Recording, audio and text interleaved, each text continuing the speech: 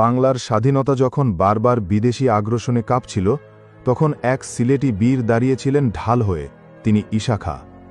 জানেন কি, বাংলার 12 ভূঁইয়ার মধ্যে এই ঈশা খাঁ ছিলেন সবচেয়ে প্রভাবশালী, এবং তার শিকড় ছিল সিলেটের নবাবী পরিবারে। ঈশা খাঁর পূর্বপুরুষ ছিলেন সিলেটের সর্দার সোলামান খাঁ, যিনি আফগান শাসকদের ঘনিষ্ঠ ছিলেন। ঈশা খাঁ জন্ম নেন এই বংশে, পরে চলে যান ভাওয়ালে, বর্তমান গাজীপুর। আকবর বাদশাহ বাংলায় মোঘল শাসন জোরদার করতে চাইলেও ঈশা খাঁ তার নেতৃত্বে 12 ভূঁইয়াদের একত্র করেন এবং দাঁত ভাঙা জবাব দেন।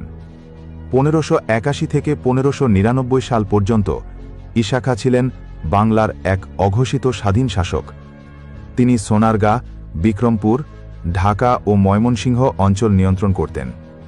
সিলেটের এই সন্তান শুধু বাংলার স্বাধীনতা রক্ষা করেননি, তিনি প্রমাণ করেছিলেন একজন সিলেটের বুকেও রাজ্য পরিচালনার সাহস ও কৌশল থাকে।